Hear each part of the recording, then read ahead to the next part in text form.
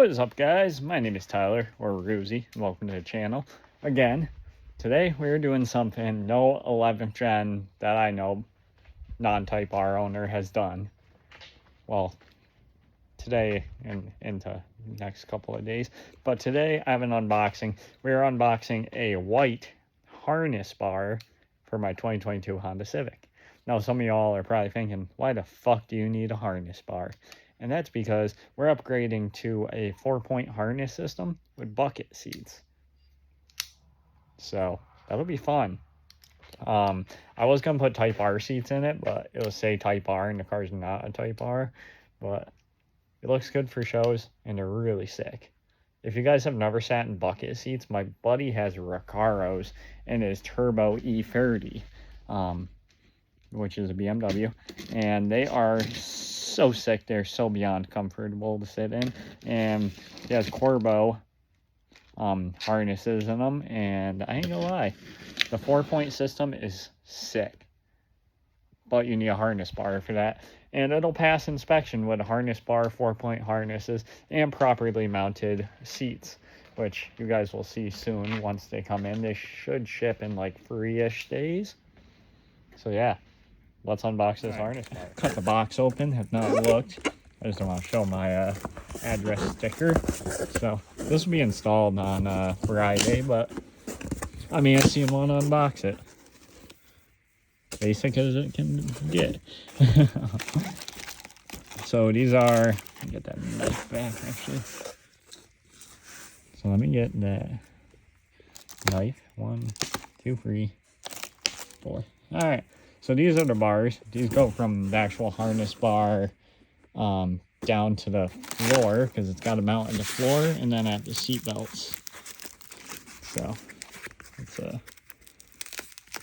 peel these off quick. Beautiful, beautiful view you guys are getting. I know I'm too good at this YouTube stuff. I was too lazy to get my tripod.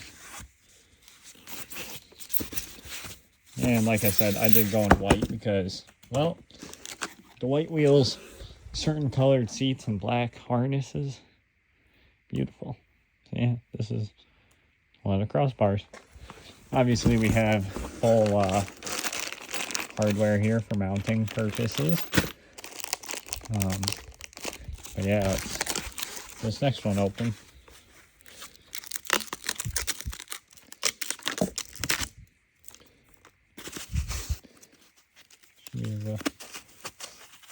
Pop it open like so. Alright, I gotta quit jerking it and get it out. Oh, I might have to undo this side too. But yeah, this should be perfect size. It goes from 49 to 51. I measured 50, so it should fit perfect. But yeah, we're also going to install it in this video, because otherwise it's just an unboxing and that's lame. So we're unboxing and installing today. I'll show you guys how we go about it. This is really heavy too, so that's really nice. But yeah, let me unwrap this. Right, so I just put those rods in the car, but here's the main bar itself. The harnesses obviously go through here. This is basically how it's going to look behind the seat.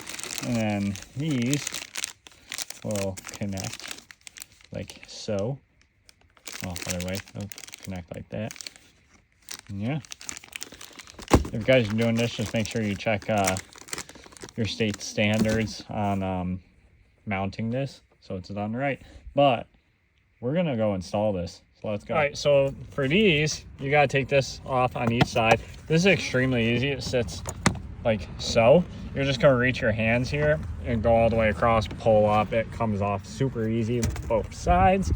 And then for the back, Brandon's working on the other side, but you can pop off this side and then just take your pry tool and work all the way down. You can see the tabs. It doesn't really need to come out all the way, just enough to where we can pull this panel here out and work our way up so we can get to that bolt, to to install this harness bar. So Brandon did this side. He basically said just take this, pull it up, and then you're going to slowly work your way up. You guys can see all of the clips. They go basically all the way up. Next, you guys are going to want to pop off this little guy right there, and there will be a bolt behind that. So let's do that. All right, so we got this off. You're best accessing it via the side, just prying up. I did send the one across the car somewhere. We'll find it. But basically you can just grab the panel and just basically work your way up. And as you guys can see, this side's a better example. We gotta figure out what this white thing is. I believe it's some sort of tab, but we'll keep pulling it and we'll let you guys know.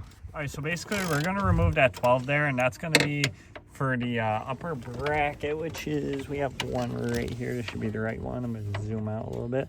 And basically it's just gonna run through like so, and we shouldn't have an issue with it, but it should go right through that without needing any cutting. And we're gonna use that bottom one behind the floor there. Let's see if we can pull that. Yep. It'll be this one right there. That is a 14, I believe. And we're gonna mount these long bars that go up to this main piece, the main hook. All right, so installing that bar, me and my buddy realized it was extremely hard to record because A, it was dark, B, minimum space, and C, we had to figure out some things to make it work, because obviously we're probably, and we think we are, the first FE2, so 2-liter sport sedan 11th gen to have a harness bar, we think. We could be wrong. I'm gonna close this door because I just did some painting out here and I don't want my dog to rub up on it. All right, so it was extremely hard to install, or it wasn't hard to install, it was very easy. It just required some small modifications, and I know people are gonna ask, so let's turn the camera around. Let's go in depth about how we did this. Okay, so you guys can see it right there. Like I said, the buckets aren't quite in yet. They should be getting delivered today because they've been in state forever, but they're not, so maybe tomorrow. So there's the bar. Let's go to the back seat though. So this is a harness bar. So obviously my back seats are still very much usable. I don't know if I'd want a passenger back here, but nobody really sits in my car anyways. And if they do, it's just a passenger. So first things first, I got to do a better job tucking this in. So first things first, we used the bottom. So in order to be legal for state inspection, because this car does get state inspected, I live in New York. It's a mandatory thing every year. So this is state legal for me. We talked to an inspection station. They said it had to be bolted in at the bottom where the seatbelt hooks in. So what we did there was we pulled off these panels. We pulled off this panel and then that little kick plate panel that goes right there, along with this big one and then this. So that's your first step. Next, for the actual support bars here, we had to get a different bolt. We need a slightly longer bolt. It was a little hard to find, but my buddy's dad ended up finding this one. It's a 7/16 20.